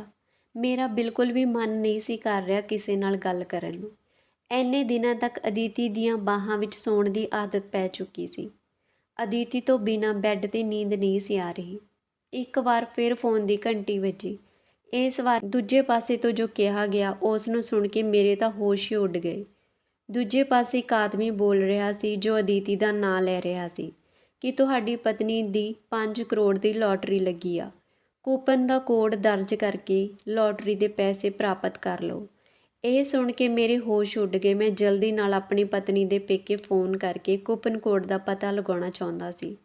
ਉਹਨਾਂ ਨੇ ਕਿਹਾ ਹਾਂ, ਉਸ ਨੇ ਇੱਕ ਲਾਟਰੀ ਵਿੱਚ ਹਿੱਸਾ ਲਿਆ ਸੀ ਅਤੇ ਉਸ ਦਾ ਕੋਡ ਉਸਨੇ ਆਪਣੇ ਲੌਕਟ ਵਿੱਚ ਪਾ ਕੇ ਉਸ ਨੂੰ ਆਪਣੇ ਗਲੇ ਵਿੱਚ ਪਾ ਲਿਆ ਸੀ। ਇਹ ਸੁਣਦੇ ਸਾਰ ਮੈਂ ਜਲਦੀ ਨਾਲ ਛੱਤ 'ਤੇ ਚਲਾ ਗਿਆ। ਮੈਂ ਜਲਦੀ ਨਾਲ ਕਮਰੇ ਵਿੱਚ ਗਿਆ ਅਤੇ ਦਰਵਾਜ਼ਾ ਖੋਲ੍ਹਿਆ ਅਤੇ ਫਿਰ ਉਸ ਸੰਦੂਕ ਨੂੰ ਖੋਲ੍ਹਿਆ ਜਿਸ ਵਿੱਚ ਮੈਂ ਅਦਿਤੀ ਨੂੰ ਰੱਖਿਆ ਸੀ। ਲੇਕਿਨ ਮੇਰੇ ਰੌਂਗਟੇ ਖੜ੍ਹੇ ਹੋ ਗਏ, ਪੈਰਾਂ ਹੇਠੋਂ ਜ਼ਮੀਨ ਨਿਕਲ ਗਈ। ਮੈਂ ਡਰਦੇ ਮਾਰੇ ਢੱਕਣ ਉੱਥੇ ਹੀ ਛੱਡ ਦਿੱਤਾ। ਮੈਂ ਜਲਦੀ ਨਾਲ ਆਪਣੇ ਕਮਰੇ ਵਿੱਚ ਆ ਕੇ ਬੈੱਡ 'ਤੇ ਬੈਠ ਗਿਆ। ਮੈਂ ਲੰਮੇ ਲੰਮੇ ਸਾਹ ਲੈਣ ਲੱਗਾ। ਫਿਰ ਮੈਂ ਇੱਧਰ ਉੱਧਰ ਦੇਖਣ ਲੱਗਾ ਕਿ ਕੋਈ ਮੈਨੂੰ ਦੇਖ ਤਾਂ ਨਹੀਂ ਰਿਹਾ। ਮੇਰਾ ਸਰੀਰ ਪਸੀਨੇ ਨਾਲ ਭਿੱਜ ਗਿਆ ਸੀ। ਟਰੰਕ ਵਾਲਾ ਦ੍ਰਿਸ਼ ਮੇਰੀਆਂ ਅੱਖਾਂ ਅੱਗੋਂ ਨਹੀਂ ਹਟ ਰਿਹਾ ਸੀ। ਮੇਰਾ ਦਿਮਾਗ ਨੇ ਕੰਮ ਕਰਨਾ ਬੰਦ ਕਰ ਦਿੱਤਾ। ਉਸ ਸਮੇਂ ਮੈਂ ਲਾਟਰੀ ਬਾਰੇ ਵੀ ਭੁੱਲ ਗਿਆ ਸੀ। ਮੇਰੇ ਉੱਤੇ ਇੱਕ ਹੋਰ ਨਵੀਂ ਮੁਸੀਬਤ ਆ ਗਈ ਸੀ। ਮੈਂ ਸੋਚਿਆ ਕਿ ਇੱਥੋਂ ਭੱਜ ਜਾਵਾਂ। ਇਹ ਸੋਚ ਕੇ ਮੈਂ ਆਪਣੇ ਬੈਗ ਵਿੱਚ ਕੁਝ ਕੱਪੜੇ ਪਾਉਣ ਲੱਗਾ। ਉਦੋਂ ਹੀ ਸੋਚਿਆ ਕਿ ਕੋਈ ਪੁੱਛੇਗਾ ਕਿ ਕਿੱਥੇ ਜਾ ਰਿਹਾ ਤਾਂ ਮੈਂ ਕੀ ਜਵਾਬ ਦੇਵਾਂਗਾ। ਜੇ ਮੈਂ ਜਾ ਰਿਹਾ ਹਾਂ, ਸਵੇਰ ਤਾਂ ਮੈਂ ਆਪਣੀ ਪਤਨੀ ਦੇ ਭੱਜਣ ਦਾ ਡਰਾਮਾ ਰਚਿਆ ਸੀ। ਹੁਣ ਮੈਂ ਵੀ ਘਰੋਂ ਗਾਇਬ ਹੋ ਗਿਆ ਤਾਂ ਸਭ ਦਾ ਸ਼ੱਕ ਮੇਰੇ 'ਤੇ ਚਲਾ ਜਾਵੇਗਾ। ਇਹ ਸੋਚ ਕੇ ਮੈਂ ਸਿਰ ਫੜ ਕੇ ਬੈਠ ਗਿਆ। ਮੈਨੂੰ ਕੁਝ ਵੀ ਸਮਝ ਨਹੀਂ ਸੀ ਆ ਰਿਹਾ। ਸਾਰੀ ਰਾਤ ਡਰ ਕਾਰਨ ਮੈਨੂੰ ਨੀਂਦ ਨਹੀਂ ਆਈ। 4-5 ਵਜੇ ਜਾ ਕੇ ਕਿਤੇ ਮੇਰੀ ਅੱਖ ਲੱਗੀ। 10 ਵਜੇ ਕਿਤੇ ਜਾ ਕੇ ਖੁੱਲ੍ਹੀ। ਰਾਤ ਵਾਲੀ ਗੱਲ ਯਾਦ ਕਰਕੇ ਮੈਂ ਫਿਰ ਡਰ ਨਾਲ ਕੰਬਣ ਲੱਗਿਆ। ਪਹਿਲੀ ਵਾਰ ਮੈਨੂੰ ਆਪਣੇ ਲਾਲਚ 'ਤੇ ਪਛਤਾਵਾ ਹੋਇਆ। ਲਾਲਚ ਕਾਰਨ ਮੈਂ ਆਪਣੀ ਬਹੁਤ ਸੁੰਦਰ ਤੇ ਪਿਆਰੀ ਪਤਨੀ ਨਾਲ ਬਹੁਤ ਕੁਝ ਗਲਤ ਕੀਤਾ। ਹੁਣ ਮੈਂ ਇੱਥੋਂ ਭੱਜਣਾ ਹੀ ਬਿਹਤਰ ਸਮਝਿਆ, ਪਰ ਦਿਨ ਦੇ ਚੜ੍ਹਨ ਵਿੱਚ ਨਹੀਂ ਸਗੋਂ ਰਾਤ ਦੇ ਹਨੇਰੇ ਵਿੱਚ ਸੋਚਿਆ ਦੌੜਾਂਗਾ। ਤਾਂ ਮੈਂ ਰਾਤ ਦਾ ਇੰਤਜ਼ਾਰ ਕਰਨ ਲੱਗਿਆ। ਪੂਰਾ ਦਿਨ ਚੁੱਪਚਾਪ ਉਦਾਸ ਘੁੰਮਦਾ ਰਿਹਾ, ਜਿਵੇਂ ਹਰ ਕੋਈ ਮੈਨੂੰ ਹੀ ਘੂਰ ਰਿਹਾ ਹੈ। ਮੇਰੇ ਤੋਂ ਖਾਣਾ ਵੀ ਨਹੀਂ ਖਾਧਾ ਗਿਆ। ਜਦੋਂ ਰਾਤ ਹੋਈ ਮੈਂ ਕਮਰੇ ਵਿੱਚ ਗਿਆ ਤਾਂ ਸਾਰਿਆਂ ਦੇ ਸੌਣ ਦਾ ਇੰਤਜ਼ਾਰ ਕਰ ਰਿਹਾ ਸੀ। ਉਦੋਂ ਹੀ ਮੇਰੀ ਮਾਂ ਮੇਰੇ ਕਮਰੇ ਵਿੱਚ ਆਈ। ਅਚਾਨਕ ਆਪਣੇ ਕਮਰੇ ਵਿੱਚ ਆਪਣੀ ਮਾਂ ਨੂੰ ਦੇਖ ਹੈਰਾਨ ਰਹਿ ਗਿਆ। ਮਾਂ ਮੈਨੂੰ ਡੂੰਘੀਆਂ ਤਿੱਖੀਆਂ ਨਜ਼ਰਾਂ ਨਾਲ ਦੇਖਣ ਲੱਗੀ। ਮੇਰੀ ਮਾਂ ਮੇਰੇ ਕੋਲ ਆਈ, ਬਰਾਬਰ ਬੈੱਡ 'ਤੇ ਬੈਠ ਗਈ। ਮੈਨੂੰ ਪੁੱਛਣ ਲੱਗੀ, ਤੇਰਾ ਚਿਹਰਾ ਕਿਉਂ ਉਤਰਿਆ ਹੋਇਆ? ਦੁਪਹਿਰ ਤੋਂ ਬਹੁਤ ਪਰੇਸ਼ਾਨ ਲੱਗ ਰਿਹਾ। ਸਭ ਠੀਕ ਤਾਂ ਹੈ ਨਾ? ਕੀ ਹੋਇਆ? ਮਾਂ ਦੀ ਇਸ ਗੱਲ 'ਤੇ ਮੈਂ ਘਬਰਾ ਗਿਆ। ਮੈਂ ਗੱਲ ਬਣਾਉਂਦੇ ਕਿਹਾ, ਜਿਸ ਦੀ ਪਤਨੀ ਘਰੋਂ ਭੱਜ ਜਾਵੇ ਉਹ ਪਰੇਸ਼ਾਨ ਨਾ ਹੋਵੇ ਤਾਂ ਕੀ ਹੋਵੇ, ਖੁਸ਼ੀਆਂ ਮਨਾਵੇ। ਮੈਂ ਬਹੁਤ ਹੀ ਉਦਾਸ ਚਿਹਰਾ ਬਣਾ ਕੇ ਕਿਹਾ, ਪਰ ਮੇਰੀ ਮਾਂ ਨੇ ਮੇਰੀਆਂ ਗੱਲਾਂ ਦਾ ਕੋਈ ਅਸਰ ਨਹੀਂ ਹੋਇਆ। ਮਾਂ ਨੇ ਫਿਰ ਪੁੱਛਿਆ, ਸੱਚ-ਸੱਚ ਦੱਸ ਭਾਵੇਸ਼, ਤੇਰੀ ਪਤਨੀ ਕਿੱਥੇ ਆ? ਤੂੰ ਉਸ ਦੇ ਨਾਲ ਕੀ ਕੀਤਾ? ਮੇਰੀ ਮਾਂ ਦੇ ਸਵਾਲ ਨੇ ਮੇਰੀ ਬੋਲਤੀ ਬੰਦ ਕਰ ਦਿੱਤੀ। ਮੇਰੀ ਮਾਂ ਨੂੰ ਮੇਰੇ 'ਤੇ ਸ਼ੱਕ ਹੋ ਗਿਆ ਸੀ। ਹੁਣ ਸੱਚ ਦੱਸੇ ਬਿਨਾਂ ਮੈਂ ਕਿਤੇ ਨਹੀਂ ਸੀ ਜਾ ਸਕਦਾ। ਹੁਣ ਮੇਰੀ ਮਾਂ ਸਭ ਕੁਝ ਜਾਣ ਕੇ ਹੀ ਰਹੇਗੀ ਅਤੇ ਫਿਰ ਮੈਂ ਆਪਣੀ ਮਾਂ ਨੂੰ ਸਾਰੀ ਸੱਚਾਈ ਦੱਸ ਦਿੱਤੀ। ਸੱਚ ਜਾਣ ਕੇ ਮੇਰੀ ਮਾਂ ਸਦਮੇ ਵਿੱਚ ਚਲੀ ਗਈ। ਮੇਰੀ ਮਾਂ ਆਪਣਾ ਸਿਰ ਫੜ ਕੇ ਬੈਠ ਗਈ। ਬਹੁਤ ਦੇਰ ਤੱਕ ਤਾਂ ਉਸ ਤੋਂ ਕੁਝ ਨਹੀਂ ਬੋਲਿਆ ਗਿਆ ਅਤੇ ਜਦੋਂ ਉਸਨੇ ਗੱਲ ਕੀਤੀ ਤਾਂ ਉਸਨੇ ਸਿਰਫ ਇੱਕ ਹੀ ਗੱਲ ਕਹੀ, ਭਾਵੇਸ਼ ਤੂੰ ਇਹ ਕੀ ਕੀਤਾ? ਮੈਨੂੰ ਦੱਸ ਤੂੰ ਇਹ ਕਿਉਂ ਕੀਤਾ? ਤੂੰ ਸਾਨੂੰ ਮੁਸੀਬਤ ਵਿੱਚ ਪਾ ਦਿੱਤਾ। ਅਦਿਤੀ ਤਾਂ ਕਿੰਨੀ ਚੰਗੀ ਸੀ, ਮੇਰੀ ਬਹੁਤ ਸੇਵਾ ਕਰਦੀ ਸੀ। ਇਸ ਘਰ ਨੂੰ ਆਪਣਾ ਸਮਝ ਕੇ, ਸਾਨੂੰ ਲੋਕਾਂ ਨੂੰ ਆਪਣਾ ਸਮਝ ਕੇ ਉਸਨੇ ਸਾਡੇ 'ਤੇ ਕਿੰਨਾ ਵਿਸ਼ਵਾਸ ਕੀਤਾ ਸੀ ਅਤੇ ਤੂੰ ਉਸ ਨਾਲ ਐਡਾ ਵੱਡਾ ਧੋਖਾ ਕੀਤਾ। ਰੱਬ ਤੈਨੂੰ ਕਦੇ ਵੀ ਮਾफ़ ਨਹੀਂ ਕਰੇਗਾ, ਨਾ ਹੀ ਮੈਂ ਤੈਨੂੰ ਮਾफ़ ਕਰਾਂਗੀ। ਮੇਰੀ ਮਾਂ ਉੱਚੀ ਉੱਚੀ ਰੋਣ ਲੱਗੀ ਅਤੇ ਨਾਲ ਮੈਨੂੰ ਕੋਸ ਰਹੀ ਸੀ। ਕਿਹੋ ਜਿਹੀ ਕਲਮੂਹੀ ਔਲਾਦ ਪੈਦਾ ਕੀਤੀ ਆ। ਮੈਂ ਜਿਵੇਂ ਤਿਵੇਂ ਮਾਂ ਨੂੰ ਥੋੜ੍ਹਾ ਜਿਹਾ ਸ਼ਾਂਤ ਕੀਤਾ। ਜਦ ਮਾਂ ਸ਼ਾਂਤ ਹੋਈ ਤਾਂ ਕਹਿਣ ਲੱਗੀ, ਮੈਨੂੰ ਲੱਗਦਾ ਕਿ ਤੇਰੀ ਪਤਨੀ ਉੱਪਰ ਕਿਸੇ ਭੂਤ ਜਾਂ ਜਿੰਨ ਦਾ ਪਰਛਾਵਾਂ ਸੀ। ਮਾਂ ਦੀ ਗੱਲ ਸੁਣ ਮੈਂ ਹੋਰ ਜ਼ਿਆਦਾ ਡਰ ਗਿਆ। ਆਪਣੀ ਮਾਂ ਨੂੰ ਕਿਹਾ ਕਿ ਮੈਂ ਇਹ ਸ਼ਹਿਰ ਛੱਡ ਕੇ ਜਾ ਰਿਹਾ। ਮੇਰੀ ਮਾਂ ਨੇ ਮੈਨੂੰ ਰੋਕਿਆ, ਨਾ ਜਾ, ਉਲਟਾ ਮੁਸੀਬਤ ਪੈ ਜਾਵੇਗਾ। ਪਰ ਮੈਂ ਆਪਣੀ ਮਾਂ ਦੀ ਇੱਕ ਗੱਲ ਨਾ ਸੁਣੀ ਅਤੇ ਬੈਗ ਚੁੱਕ ਕੇ ਘਰੋਂ ਨਿਕਲਣ ਲੱਗਾ। ਅਜੇ ਮੈਂ ਘਰੋਂ ਨਿਕਲਿਆ ਵੀ ਨਹੀਂ ਸੀ, ਮੇਰੇ ਨੰਬਰ 'ਤੇ ਮੇਰੇ ਸਹੁਰੇ ਦੀ ਕਾਲ ਆਉਣ ਲੱਗੀ। ਮੇਰੇ ਸਹੁਰੇ ਨੇ ਜੋ ਕਿਹਾ ਉਹ ਸੁਣ ਕੇ ਤਾਂ ਮੇਰੇ ਪੈਰਾਂ ਤਲੋਂ ਜ਼ਮੀਨ ਹੀ ਨਿਕਲ ਗਈ। ਮੈਂ ਜਲਦੀ ਉੱਥੋਂ ਭੱਜਣਾ ਚਾਹੁੰਦਾ ਸੀ, ਪਰ ਉਦੋਂ ਹੀ ਘਰ ਦੇ ਬਾਹਰ ਕੁਝ ਲੋਕਾਂ ਦੀ ਆਵਾਜ਼ ਆਈ। ਉਹ ਲੋਕ ਦਰਵਾਜ਼ੇ 'ਤੇ ਦਸਤਕ ਦੇਣ ਲੱਗੇ। ਮੈਂ ਆਪਣੇ ਪਰਿਵਾਰ ਵਾਲਿਆਂ ਨੂੰ ਕਿਹਾ, ਕੋਈ ਦਰਵਾਜ਼ਾ ਨਾ ਖੋਲ੍ਹੋ, ਨਾ ਕੋਈ ਰਾਜ ਬੋਲੋ, ਪਰ ਆਉਣ ਵਾਲੇ ਦਰਵਾਜ਼ਾ ਤੋੜ ਕੇ ਅੰਦਰ ਆ ਗਏ।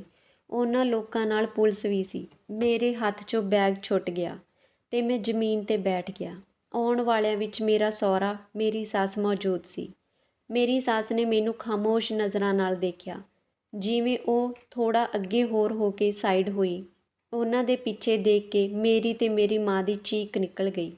ਤੇ ਫਿਰ ਮੈਨੂੰ ਆਪਣੀ ਮਾਂ ਦੀ ਗੱਲ ਯਾਦ ਆਈ, ਸ਼ਾਇਦ ਤੇਰੀ ਪਤਨੀ ਉੱਪਰ ਕਿਸੇ ਭੂਤ ਦਾ, ਜਿੰਨ ਦਾ ਪਰਛਾਵਾਂ। ਕਿਉਂਕਿ ਜਿਹੜੀ ਕੁੜੀ ਮੇਰੀ ਸੱਸ ਦੇ ਪਿੱਛੇ ਖੜੀ ਸੀ ਉਹ ਅਦਿਤੀ ਸੀ। ਅਦਿਤੀ ਤਾਂ ਮਰ ਚੁੱਕੀ ਸੀ, ਤਾਂ ਉਹ ਜਿੰਦਾ ਕਿਵੇਂ ਹੋਈ? ਮੇਰੀ ਮਾਂ ਠੀਕ ਕਹਿੰਦੀ ਆ, ਅਦਿਤੀ ਕੋਈ ਆਮ ਕੁੜੀ ਨਹੀਂ। ਇਹ ਗੱਲ ਮੇਰੇ ਸਹੁਰੇ ਨੇ ਫੋਨ 'ਤੇ ਵੀ ਦੱਸੀ ਸੀ ਕਿ ਅਸੀਂ ਤੇਰੀ ਪਤਨੀ ਨੂੰ ਵਾਪਸ ਲਿਆਏ ਹਾਂ। ਮੈਂ ਆਪਣੀਆਂ ਅੱਖਾਂ ਪਾੜ-ਪਾੜ ਕੇ ਅਦਿਤੀ ਵੱਲ ਦੇਖ ਰਿਹਾ ਸੀ। ਇੱਕਦਮ ਸਹੀ ਸਲਾਮਤ ਮੇਰੇ ਸਾਹਮਣੇ ਖੜੀ ਸੀ। ਮੈਨੂੰ ਯਕੀਨ ਨਹੀਂ ਸੀ ਆ ਰਿਹਾ। ਮੈਂ ਖੁਦ ਉਸ ਦੀ ਨਬਜ਼ ਚੈੱਕ ਕਰਨ ਤੋਂ ਬਾਅਦ ਉਸ ਨੂੰ ਟਰੰਕ ਵਿੱਚ ਸੁੱਟਿਆ ਸੀ। ਇਹ ਸਭ ਸੋਚ ਕੇ ਮੇਰਾ ਤਾਂ ਦਿਮਾਗ ਘੁੰਮਣ ਲੱਗਿਆ। ਆਖਰ ਇਹ ਸਭ ਕੀ ਆ? ਉਦੋਂ ਹੀ ਮੇਰਾ ਸਹੁਰਾ ਅੱਗੇ ਵਧਿਆ। ਉਹਨਾਂ ਨੇ ਕਿਹਾ, ਬੇਟਾ, ਮੈਂ ਤੇਰੀ ਭੱਜੀ ਹੋਈ ਪਤਨੀ ਨੂੰ ਵਾਪਸ ਛੱਡਣ ਆਇਆ। ਆ ਲਓ, ਇਸ ਨੂੰ ਸੰਭਾਲੋ ਤੇ ਮੈਨੂੰ ਮਾਫ਼ ਕਰ ਦਿਓ। ਮੇਰੇ ਪਾਲਣ ਪੋਸ਼ਣ ਵਿੱਚ ਹੀ ਕਮੀ ਰਹਿ ਗਈ ਸੀ ਜੋ ਅਦਿਤੀ ਨੇ ਮੈਨੂੰ ਇਹ ਦਿਨ ਦਿਖਾਇਆ। ਪਰ ਹੁਣ ਜੇ ਅਦਿਤੀ ਨੇ ਭਵਿੱਖ ਵਿੱਚ ਅਜਿਹਾ ਕੀਤਾ ਤਾਂ ਮੈਂ ਉਸ ਨੂੰ ਜਿੰਦਾ ਨਹੀਂ ਛੱਡਾਂਗਾ। ਮੇਰੇ ਸਹੁਰੇ ਨੇ ਅਦਿਤੀ ਦਾ ਹੱਥ ਮੇਰੇ ਹੱਥ ਵਿੱਚ ਦਿੰਦੇ ਹੋਏ ਸ਼ਰਮਿੰਦਾ ਹੋ ਕੇ ਕਿਹਾ। ਤੇ ਮੈਂ ਸੋਚ ਰਿਹਾ ਸੀ, ਮੈਨੂੰ ਤਾਂ ਇੰਜ ਲੱਗਾ ਕਿ ਇਹ ਲੋਕਾਂ ਮੈਨੂੰ ਕਤਲ ਦੇ ਕੇਸ ਵਿੱਚ ਗ੍ਰਿਫਤਾਰ ਕਰਵਾਉਣ ਲਈ ਆਏ ਹਨ। ਪਰ ਅਜਿਹਾ ਤਾਂ ਕੁਝ ਨਹੀਂ ਕਿਹਾ। ਉਹ ਮੇਰੀ ਪਤਨੀ ਨੂੰ ਛੱਡ ਕੇ ਵਾਪਸ ਚਲੇ ਗਏ, ਪਰ ਮੇਰੇ ਸਵਾਲਾਂ ਦੇ ਜਵਾਬ ਬਾਕੀ ਸੀ। ਮੈਂ ਅਦਿਤੀ ਵੱਲ ਦੇਖਿਆ, ਪਰ ਉਹ ਚੁੱਪਚਾਪ ਮੇਰੇ ਕਮਰੇ ਦੇ ਅੰਦਰ ਚਲੀ ਗਈ। ਮੇਰੀ ਮਾਂ ਆਪ ਡਰੀ ਹੋਈ ਸੀ। ਅਦਿਤੀ ਦੇ ਪਿੱਛੇ ਮੈਂ ਤੇ ਮੇਰੀ ਮਾਂ ਕਮਰੇ ਵਿੱਚ ਚਲੇ ਗਏ। ਅਦਿਤੀ ਖਾਮੋਸ਼ ਚਿਹਰਾ ਲੈ ਕੇ ਬੈੱਡ 'ਤੇ ਬੈਠੀ ਸੀ। ਮੈਂ ਅਪਰਾਧੀਆਂ ਵਾਂਗ ਆਪਣਾ ਸਿਰ ਝੁਕਾ ਕੇ ਕਮਰੇ ਵਿੱਚ ਖੜਾ ਹੋ ਗਿਆ। ਮੈਂ ਅਦਿਤੀ ਨਾਲ ਨਜ਼ਰ ਨਹੀਂ ਮਿਲਾ ਸਕਿਆ। ਮੇਰੀ ਮਾਂ ਕੁਝ ਪੁੱਛਣ ਲਈ ਅਦਿਤੀ ਕੋਲ ਬੈਠ ਗਈ। ਮੇਰੀ ਮਾਂ ਨੇ ਅਜੇ ਮੂੰਹ ਖੋਲ੍ਹਿਆ ਹੀ ਸੀ ਕਿ ਅਦਿਤੀ ਨੇ ਕਿਹਾ, ਮੰਮੀ ਜੀ, ਮੈਂ ਜਾਣਦੀ ਹਾਂ ਤੁਸੀਂ ਲੋਕ ਮੈਨੂੰ ਦੇਖ ਕੇ ਹੈਰਾਨ ਹੋ। ਤੁਸੀਂ ਸੋਚ ਰਹੇ ਹੋ ਕਿ ਮੈਂ ਤਾਂ ਮਰ ਗਈ ਸੀ, ਫਿਰ ਜਿਉਂਦੀ ਕਿਵੇਂ ਹੋ ਗਈ? ਤੇ ਤੁਹਾਡੇ ਪੁੱਤਰ ਨੇ ਤਾਂ ਮੈਨੂੰ ਮਾਰਨ ਦੀ ਕੋਈ ਕਸਰ ਨਹੀਂ ਛੱਡੀ ਸੀ। ਪਰ ਭਾਵੇਸ਼, ਇਸ ਤੋਂ ਪਹਿਲਾਂ ਕਿ ਮੈਂ ਤੁਹਾਨੂੰ ਅੱਗੇ ਦੀ ਕਹਾਣੀ ਦੱਸਾਂ, ਮੈਂ ਜਾਣਨਾ ਚਾਹੁੰਦੀ ਹਾਂ ਕਿ ਤੁਸੀਂ ਮੈਨੂੰ ਜਾਨ ਤੋਂ ਮਾਰਨ ਦੀ ਕੋਸ਼ਿਸ਼ ਕਿਉਂ ਕੀਤੀ। ਫਿਰ ਮੈਂ ਅਦਿਤੀ ਨੂੰ ਸਭ ਕੁਝ ਸੱਚ-ਸੱਚ ਦੱਸ ਦਿੱਤਾ। ਮੈਂ ਲਾਲਚ ਵਿੱਚ ਆ ਗਿਆ ਸੀ। ਮੈਂ ਪੈਸਾ ਕਮਾਉਣਾ ਚਾਹੁੰਦਾ ਸੀ, ਇੱਕ ਆਸਾਨ ਤਰੀਕੇ ਨਾਲ। ਇਸ ਲਈ ਕਿਸੇ ਅਮੀਰ ਕੁੜੀ ਨਾਲ ਵਿਆਹ ਕਰਵਾ ਕੇ ਅਮੀਰ ਬਣਨਾ ਚਾਹੁੰਦਾ ਸੀ। ਪਰ ਮੇਰਾ ਵਿਆਹ ਤੇਰੇ ਵਰਗੀ ਗਰੀਬ ਕੁੜੀ ਨਾਲ ਹੋ ਗਿਆ ਤੇ ਮੈਂ ਤੈਨੂੰ ਰਸਤੇ 'ਚੋਂ ਹਟਾ ਕੇ ਇੱਕ ਅਮੀਰ ਕੁੜੀ ਨਾਲ ਵਿਆਹ ਕਰਨ ਬਾਰੇ ਸੋਚਿਆ ਸੀ। ਮੇਰੀ ਗੱਲ ਸੁਣ। ਅਦਿਤੀ ਦੀਆਂ ਅੱਖਾਂ 'ਚੋਂ ਹੰਝੂ ਹੋਰ ਤੇਜ਼ੀ ਨਾਲ ਵਹਿਣ ਲੱਗੇ ਤੇ ਬੋਲੀ, ਮੈਂ ਤਾਂ ਭਾਵੇਸ਼ ਨੂੰ ਸੱਚੇ ਦਿਲੋਂ ਆਪਣਾ ਪਤੀ ਸਵੀਕਾਰ ਕੀਤਾ ਸੀ। ਉਸ ਨੂੰ ਸੱਚੀ ਮੁਹੱਬਤ ਕਰਨ ਲੱਗੀ ਸੀ। ਹਾਲਾਂਕਿ ਵਿਆਹ ਤੋਂ ਪਹਿਲਾਂ ਮੈਂ ਵਿਆਹ ਕਰਨ ਤੋਂ ਇਨਕਾਰ ਕਰ ਰਹੀ ਸੀ। ਮੈਂ ਵੀ ਗਰੀਬੀ ਵਿੱਚ ਹੀ ਰਹਿੰਦੀ ਸੀ। ਮੇਰੀਆਂ ਅੱਖਾਂ ਵੀ ਗਰੀਬੀ ਵਿੱਚ ਹੀ ਖੁੱਲ੍ਹੀਆਂ ਸੀ। ਪਰ ਮੈਂ ਬਹੁਤ ਸੋਹਣੀ ਸੀ। ਇਸੇ ਲਈ ਸੁੰਦਰਤਾ ਨੂੰ ਹਥਿਆਰ ਬਣਾ ਕੇ ਮੈਂ ਵੀ ਚਾਹੁੰਦੀ ਸੀ ਕਿਸੇ ਖਾਂਦੇ ਪੀਂਦੇ ਘਰ ਵਿੱਚ ਵਿਆਹ ਹੋ ਜਾਵੇ, ਜਿਵੇਂ ਇਸ ਗਰੀਬੀ ਤੋਂ ਛੁਟਕਾਰਾ ਮਿਲ ਜਾਵੇ। ਮੈਂ ਆਪਣੇ ਮਾਂ-ਬਾਪ ਨੂੰ ਮਨਾ ਵੀ ਕੀਤਾ ਸੀ ਕਿ ਮੈਂ ਇਸ ਗਰੀਬ ਮੁੰਡੇ ਨਾਲ ਵਿਆਹ ਨਹੀਂ ਕਰਨਾ ਚਾਹੁੰਦੀ, ਪਰ ਮੇਰੇ ਮਾਤਾ-ਪਿਤਾ ਨਾ ਮੰਨੇ ਤੇ ਭਾਵੇਸ਼ ਨਾਲ ਮੇਰਾ ਰਿਸ਼ਤਾ ਤੈਅ ਕਰ ਦਿੱਤਾ। ਪਰ ਜਦੋਂ ਇਸ ਘਰ ਵਿੱਚ ਆਈ ਤਾਂ ਭਾਵੇਸ਼ ਦਾ ਪਿਆਰ ਪਾ ਕੇ ਤੁਹਾਡੀ ਮਮਤਾ ਦੀ ਛਾਂ ਹੇਠਾਂ ਮੈਂ ਗਰੀਬੀ ਅਮੀਰੀ ਦਾ ਫਰਕ ਭੁੱਲ ਗਈ। ਮੈਂ ਸਮਝ ਗਈ ਕਿ ਪੈਸੇ ਨਾਲੋਂ ਵੱਧ ਪਿਆਰ ਦੀ ਅਹਿਮੀਅਤ ਹੁੰਦੀ ਆ। ਭਾਵੇਸ਼ ਨੇ ਵੀ ਇੰਨੇ ਦਿਨ ਮੇਰੀ ਚੰਗੀ ਤਰ੍ਹਾਂ ਦੇਖਭਾਲ ਕੀਤੀ ਸੀ। ਮੈਂ ਸੁਪਨੇ ਵਿੱਚ ਵੀ ਨਹੀਂ ਸੋਚ ਸਕਦੀ ਸੀ ਭਾਵੇਸ਼ ਮੇਰੇ ਨਾਲ ਇਹ ਸਭ ਕਰੇਗਾ। ਜਿਸ ਦਿਨ ਭਾਵੇਸ਼ ਨੇ ਮੇਰੇ ਸਿਰ 'ਤੇ ਡੰਡੇ ਨਾਲ ਵਾਰ ਕੀਤਾ ਤਾਂ ਦਰਦ ਕਾਰਨ ਹੇਠਾਂ ਡਿੱਗ ਗਈ। ਮੈਂ ਪੂਰੀ ਤਰ੍ਹਾਂ ਨਾਲ ਬੇਹੋਸ਼ ਨਹੀਂ ਸੀ ਹੋਈ, ਕੁਝ ਹੋਸ਼ ਵਿੱਚ ਸੀ। ਜਦੋਂ ਭਾਵੇਸ਼ ਮੇਰੇ ਨੇੜੇ ਆਇਆ ਤਾਂ ਉਸਨੇ ਮੈਨੂੰ ਚੈੱਕ ਕੀਤਾ ਕਿ ਮੈਂ ਮਰ ਗਈ ਹਾਂ ਜਾਂ ਜਿੰਦਾ ਹਾਂ। ਤਾਂ ਮੈਨੂੰ ਸ਼ੱਕ ਹੋ ਗਿਆ ਕਿ ਭਾਵੇਸ਼ ਮੈਨੂੰ ਜਾਨ ਤੋਂ ਮਾਰਨਾ ਚਾਹੁੰਦਾ ਹੈ। ਇਸ ਲਈ ਮੈਂ ਆਪਣਾ ਸਾਹ ਕੁਝ ਸਮੇਂ ਲਈ ਰੋਕ ਲਿਆ। ਭਾਵੇਸ਼ ਨੂੰ ਯਕੀਨ ਹੋ ਗਿਆ ਕਿ ਮੈਂ ਮਰ ਗਈ। ਇਸ ਲਈ ਉਸਨੇ ਮੈਨੂੰ ਇੱਕ ਸੰਦੂਕ ਵਿੱਚ ਬੰਦ ਕਰ ਦਿੱਤਾ।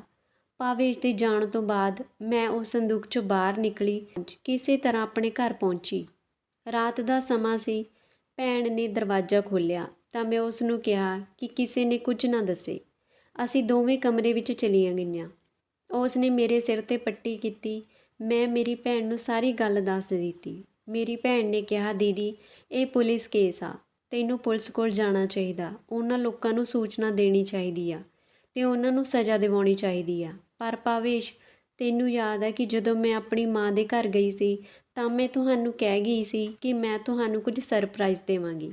ਤਾਂ ਉਹ ਸਰਪ੍ਰਾਈਜ਼ ਇਹ ਸੀ ਕਿ ਮੈਂ ਲੋਟਰੀ ਦੇ ਪੈਸੇ ਜਿੱਤੇ ਅਤੇ ਉਹ ਵੀ 5 ਕਰੋੜ। ਇਸ ਦੇ ਨਾਲ ਹੀ ਇੱਕ ਹੋਰ ਖੁਸ਼ਖਬਰੀ ਸੀ ਕਿ ਉਹ ਮਾਂ ਬਣਨ ਵਾਲੀ ਆ। ਮੈਂ ਚਾਹੁੰਦੀ ਸੀ ਤਾਂ ਪੁਲਿਸ ਕੋਲ ਜਾ ਕੇ ਤੁਹਾਡੇ ਖਿਲਾਫ ਕੇਸ ਦਰਜ ਕਰ ਸਕਦੀ ਸੀ, ਪਰ ਮੈਂ ਨਹੀਂ ਕੀਤਾ ਕਿਉਂਕਿ ਮੈਂ ਆਪਣੇ ਬੱਚੇ ਨੂੰ ਦੁਨੀਆ ਵਿੱਚ ਲਿਆਉਣ ਤੋਂ ਪਹਿਲਾਂ ਬਰਬਾਦ ਨਹੀਂ ਕਰਨਾ ਚਾਹੁੰਦੀ ਸੀ। ਮੈਂ ਨਹੀਂ ਚਾਹੁੰਦੀ ਸੀ ਕਿ ਜਦ ਇਹ ਬੱਚਾ ਇਸ ਦੁਨੀਆ ਵਿੱਚ ਆਵੇ ਤਾਂ ਇਹ ਬੱਚਾ ਇੱਕ ਅਪਰਾਧੀ ਅਤੇ ਖੂਨੀ ਦਾ ਬੱਚਾ ਕਿਹਾ ਜਾਵੇ। ਮੈਂ ਸਾਰਾ ਦਿਨ ਆਪਣੇ ਕਮਰੇ ਵਿੱਚ ਬੰਦ ਰਹੀ। ਮੇਰੇ ਮਾਤਾ ਪਿਤਾ ਨੂੰ ਕੁਝ ਨਹੀਂ ਸੀ ਪਤਾ ਕਿ ਮੈਂ ਉਹਨਾਂ ਦੇ ਘਰ ਵਿੱਚ ਹਾਂ। ਫਿਰ ਮੈਂ ਕੁਝ ਅਜਿਹਾ ਕੀਤਾ ਕਿ ਮੈਂ ਆਪਣੇ ਮਾਤਾ ਪਿਤਾ ਨੂੰ ਭਰੋਸਾ ਦਿਵਾਇਆ ਕਿ ਕੁਝ ਲੋਕਾਂ ਨੇ ਮੈਨੂੰ ਅਗਵਾ ਕਰ ਲਿਆ ਸੀ। ਇਸ ਕਰਕੇ ਭਾਵੇਸ਼ ਨੂੰ ਲੱਗਾ ਕਿ ਮੈਂ ਘਰ ਛੱਡ ਕੇ ਚਲੀ ਗਈ ਹਾਂ। ਭਾਵੇਸ਼, ਮੈਂ ਉਦੋਂ ਤੱਕ ਇਸ ਘਰ ਵਿੱਚ ਹਾਂ ਜਦੋਂ ਤੱਕ ਮੇਰਾ ਬੱਚਾ ਜਨਮ ਨਹੀਂ ਲੈਂਦਾ। ਉਸ ਤੋਂ ਬਾਅਦ ਮੈਂ ਆਪਣਾ ਕੁਝ ਇੰਤਜ਼ਾਮ ਕਰ ਲਵਾਂਗੀ। ਭਾਵੇਂ ਮੈਂ ਛੋਟੀ ਮੋਟੀ ਨੌਕਰੀ ਕਰਾਂ, ਪਰ ਮੈਂ ਇਸ ਘਰ ਨੂੰ ਛੱਡ ਕੇ ਚਲੀ ਜਾਵਾਂਗੀ। ਇਹ ਕਹਿ ਕੇ ਅਦਿਤੀ ਦੀਆਂ ਅੱਖਾਂ ਵਿੱਚ ਹੰਝੂ ਆ ਗਏ। ਮੈਂ ਅਦਿਤੀ ਦੇ ਪੈਰਾਂ ਵਿੱਚ ਬੈਠ ਗਿਆ। ਅਦਿਤੀ, ਮੈਨੂੰ ਮਾਫ਼ ਕਰ ਦੇ। ਮੈਂ ਲਾਲਚ ਵਿੱਚ ਅੰਨਾ ਹੋ ਗਿਆ ਸੀ। ਤੂੰ ਇਹ ਬਿਲਕੁਲ ਨਾ ਸੋਚਣਾ ਕਿ ਮੈਂ ਪੈਸੇ ਦੇ ਲਾਲਚ ਵਿੱਚ ਬਦਲ ਗਿਆ। ਮੇਰੇ 'ਤੇ ਭਰੋਸਾ ਕਰ। ਤੇਰੇ ਮਰਨ ਤੋਂ ਬਾਅਦ ਵੀ ਮੇਰੇ ਦਿਲ ਨੂੰ ਸ਼ਾਂਤੀ ਨਹੀਂ ਮਿਲੀ। ਮੈਂ ਬਹੁਤ ਬੇਚੈਨ ਸੀ। ਮੈਨੂੰ ਇੱਕ ਮੌਕਾ ਦੇ ਦੇ। ਮੈਂ ਤੈਨੂੰ ਸ਼ਿਕਾਇਤ ਦਾ ਮੌਕਾ ਨਹੀਂ ਦੇਵਾਂਗਾ। ਪਰ ਅਦਿਤੀ ਨੇ ਮੇਰੇ ਵੱਲੋਂ ਮੂੰਹ ਮੋੜ ਲਿਆ ਸੀ। ਸਮਾਂ ਹੌਲੀ-ਹੌਲੀ ਬੀਤ ਗਿਆ। ਹੁਣ ਅਦਿਤੀ ਮੇਰੇ ਨਾਲ ਗੱਲ ਨਹੀਂ ਸੀ ਕਰਦੀ। ਹੁਣ ਉਹ ਇੱਕ ਵੱਖਰੇ ਕਮਰੇ ਵਿੱਚ ਰਹਿਣ ਲੱਗੀ ਸੀ। ਸਾਨੂੰ ਲੋਟਰੀ ਦੇ ਪੈਸੇ ਵੀ ਮਿਲ ਗਏ। ਅਦਿਤੀ ਨੇ ਉਹ ਸਾਰਾ ਪੈਸਾ ਮੇਰੇ ਸਾਹਮਣੇ ਢੇਰ ਕਰ ਦਿੱਤਾ ਅਤੇ ਕਿਹਾ, ਆਪਣੇ ਲਾਲਚ ਦੀ ਭੁੱਖ ਪੂਰੀ ਕਰ ਲਓ। ਪਰ ਮੈਂ ਉਹ ਸਾਰਾ ਪੈਸਾ ਗਰੀਬਾਂ ਨੂੰ ਦਾਨ ਕਰ ਦਿੱਤਾ। ਮੈਨੂੰ ਹੁਣ ਪੈਸੇ ਦਾ ਲਾਲਚ ਨਹੀਂ ਸੀ। ਮੈਨੂੰ ਸਿਰਫ ਹੁਣ ਅਦਿਤੀ ਦੇ ਪਿਆਰ ਦੀ ਲੋੜ ਸੀ, ਜਿਸ ਲਈ ਮੈਂ ਤਰਸ ਗਿਆ ਸੀ। ਹੁਣ ਮੈਂ ਦਿਨ ਰਾਤ ਮਿਹਨਤ ਕਰਨੀ ਸ਼ੁਰੂ ਕਰ ਦਿੱਤੀ। ਆਪਣੇ ਬਲ 'ਤੇ ਪੈਸੇ ਕਮਾਉਣ ਲੱਗ ਪਿਆ ਸੀ। ਅਦਿਤੀ ਨੇ ਮੇਰੇ ਘਰ ਵਿੱਚ ਕਦਮ ਰੱਖਿਆ ਹੀ ਮੇਰੀ ਕਿਸਮਤ ਹੀ ਚਮਕ ਗਈ ਸੀ। ਅਦਿਤੀ ਦੇ ਮੇਰੇ ਘਰ ਵਿੱਚ ਕਦਮ ਰੱਖਿਆ ਹੀ ਮੇਰੀ ਕਿਸਮਤ ਚਮਕ ਗਈ ਸੀ। ਕੁਝ ਪੈਸੇ ਜਮ੍ਹਾਂ ਕਰਕੇ ਇੱਕ ਛੋਟਾ ਜਿਹਾ ਕਾਰੋਬਾਰ ਸ਼ੁਰੂ ਕੀਤਾ ਅਤੇ ਪਰਮਾਤਮਾ ਦੀ ਅਜਿਹੀ ਕਿਰਪਾ ਹੋਈ ਕਿ ਮੇਰਾ ਕਾਰੋਬਾਰ ਚੱਲ ਪਿਆ। ਹੌਲੀ-ਹੌਲੀ ਮੇਰੇ ਘਰੋਂ ਸਾਰੀ ਗਰੀਬੀ ਦੂਰ ਹੋਈ। ਫਿਰ ਇੱਕ ਦਿਨ ਅਦਿਤੀ ਨੇ ਇੱਕ ਪਿਆਰੀ ਜਿਹੀ ਬੱਚੀ ਨੂੰ ਜਨਮ ਦਿੱਤਾ। ਜਦੋਂ ਮੇਰੀ ਬੱਚੀ 3 ਮਹੀਨਿਆਂ ਦੀ ਹੋਈ, ਇੱਕ ਦਿਨ ਅਦਿਤੀ ਸਾਡੀ ਬੱਚੀ ਨੂੰ ਲੈ ਕੇ ਜਾਣ ਲੱਗੀ। ਉਸ ਨੇ ਸਪਸ਼ਟ ਕਹਿ ਦਿੱਤਾ ਕਿ ਉਹ ਹੁਣ ਇਸ ਘਰ ਵਿੱਚ ਨਹੀਂ ਰਹਿ ਸਕਦੀ। ਉਦੋਂ ਹੀ ਮੇਰੀ ਮਾਂ ਬਿਮਾਰ ਹੋ ਗਈ ਅਤੇ ਅਦਿਤੀ ਮਾਂ ਕਾਰਨ ਘਰ ਵਿੱਚ ਰੁਕ ਗਈ। ਮਾਂ ਨੂੰ ਬਿਮਾਰੀ ਨੇ ਇਸ ਤਰ੍ਹਾਂ ਫੜਿਆ ਕਿ ਉਹ ਬਿਸਤਰ ਤੋਂ ਉੱਠ ਹੀ ਨਾ ਪਾ ਰਹੀ ਸੀ। ਮਾਂ ਪੂਰੇ 8 ਮਹੀਨਿਆਂ 'ਤੇ ਮੰਜੇ 'ਤੇ ਪਈ ਰਹੀ ਅਤੇ ਅਦਿਤੀ ਨੇ ਮਾਂ ਦੀ ਮਨ ਲਾ ਕੇ ਸੇਵਾ ਕੀਤੀ। ਮੇਰੀ ਧੀ ਹੁਣ 1 ਸਾਲ ਦੀ ਹੋਣ ਵਾਲੀ ਸੀ। ਜਦੋਂ ਮੇਰੀ ਧੀ ਨੇ ਪਹਿਲੀ ਵਾਰ ਆਪਣੇ ਮੂੰਹ ਨਾਲ ਪਾਪਾ ਸ਼ਬਦ ਕਿਹਾ, ਜਿਵੇਂ ਮੈਨੂੰ ਦੁਨੀਆ ਜਹਾਨ ਦੀ ਜੰਨਤ ਮਿਲ ਗਈ ਹੋਵੇ। ਮੈਂ ਖੁਸ਼ੀ ਨਾਲ ਆਪਣੀ ਧੀ ਨੂੰ ਗੋਦੀ ਵਿੱਚ ਚੁੱਕ ਕੇ ਨੱਚਣ ਲੱਗਿਆ ਅਤੇ ਇਹ ਉਹ ਪਲ ਸੀ ਜਦੋਂ ਅਦਿਤੀ ਨੇ ਆਪਣਾ ਫੈਸਲਾ ਬਦਲ ਦਿੱਤਾ। ਅਦਿਤੀ ਨੇ ਮੈਨੂੰ ਮਾफ़ ਕਰ ਦਿੱਤਾ, ਭਾਵੇਂ ਉਸਨੇ ਆਪਣੀ ਬੱਚੀ ਲਈ ਮਾफ़ ਕਰ ਦਿੱਤਾ। ਅਦਿਤੀ ਨੇ ਮੈਨੂੰ ਕਿਹਾ, ਭਾਵੇਸ਼, ਮੈਂ ਤੈਨੂੰ ਮਾफ़ ਕਰ ਦਿੱਤਾ। ਮੈਂ ਇੱਕ ਬੇਟੀ ਨੂੰ ਉਸ ਦੇ ਪਿਤਾ ਤੋਂ ਵੱਖ ਨਹੀਂ ਕਰ ਸਕਦੀ। ਮੈਨੂੰ ਸੱਚਮੁੱਚ ਯਕੀਨ ਹੋ ਗਿਆ ਕਿ ਤੁਸੀਂ ਹੁਣ ਬਦਲ ਗਏ ਹੋ। ਮੇਰੀ ਜ਼ਿੰਦਗੀ ਦਾ ਸਭ ਤੋਂ ਵੱਡਾ ਦਿਨ ਸੀ। ਮੈਂ ਖੁਸ਼ੀ ਨਾਲ ਅਦਿਤੀ ਨੂੰ ਗਲੇ ਲਾਇਆ। ਸਾਡਾ ਪਰਿਵਾਰ ਪੂਰਾ ਸੀ। ਕਿਸੇ ਗੱਲ ਦਾ ਕੋਈ ਦੁੱਖ ਨਹੀਂ ਸੀ। ਹੁਣ ਮੇਰੇ ਮਨ ਵਿੱਚੋਂ ਲਾਲਚ ਦੂਰ ਹੋ ਗਿਆ ਸੀ। ਮੈਂ ਸਮਝ ਗਿਆ ਸੀ ਕਿ ਪਿਆਰ ਜ਼ਿਆਦਾ ਜ਼ਰੂਰੀ ਆ, ਪੈਸਾ ਨਹੀਂ। ਦੋਸਤੋ, ਜੇ ਕਹਾਣੀ ਚੰਗੀ ਲੱਗੀ ਤਾਂ ਲਾਈਕ ਸ਼ੇਅਰ ਜ਼ਰੂਰ ਕਰਿਓ। ਪੰਜਾਬੀ ਆਵਾਜ਼ ਕਹਾਣੀਆਂ ਨੂੰ ਸੁਣਨ ਲਈ ਤੁਹਾਡਾ ਬਹੁਤ ਬਹੁਤ ਧੰਨਵਾਦ। ਮਿਲਦੇ ਹਾਂ ਇੱਕ ਨਵੀਂ ਕਹਾਣੀ ਦੇ ਨਾਲ। ਧੰਨਵਾਦ ਜੀ।